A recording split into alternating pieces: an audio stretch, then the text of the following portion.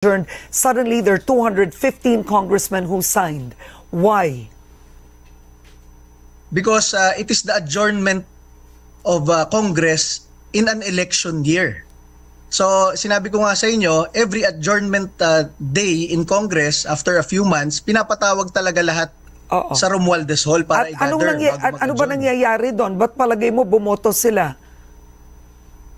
Ang balita ko, merong mga pondo na nakalagay for later release. Ibig sabihin, it is a conditional release of funds.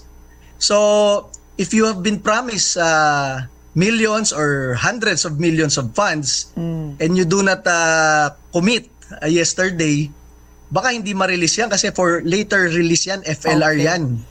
Diba, ma'am? Ang masabi ko po sa inyo, totoo yung sinasabi ni Mayor Magalong na 777. Last year, we have been invited to the Bagong Pilipinas Serbisyo Fair. Okay. Ang sabi sa amin ng mga kapwa kongresista, if you attend, you will be given 777 or 21 million worth of funds in each attendance. Pero masabi namin dyan sa Duterte Youth Party List, we have not attended a single event kahit na ini-invite kami kasi nahihiya kami sa Pangulong Duterte at kay Vice President Sara Duterte na mamemera kami ng ganon. Okay. So yung sinasabi ni Mayor Magalong, narinig ko sa kanya kasi, totoo yun. So isa pang maliban sa 777 na yan, last day of session nga kahapon in an election year.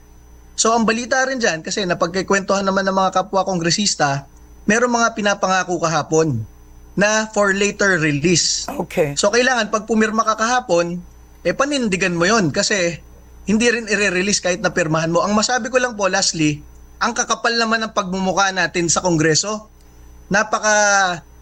Naghahabol naman tayo ng sobrang pondo at pera na yung pinagkatiwalaan ng taong bayan katulad ni Sara Duterte na lahat kayo lumalapit para magpa-picture at mag-Duterte feast ng 6 na taon, kaya nyong pirmahan ng impeachment nang hindi pa nahihir ang kaso mismo.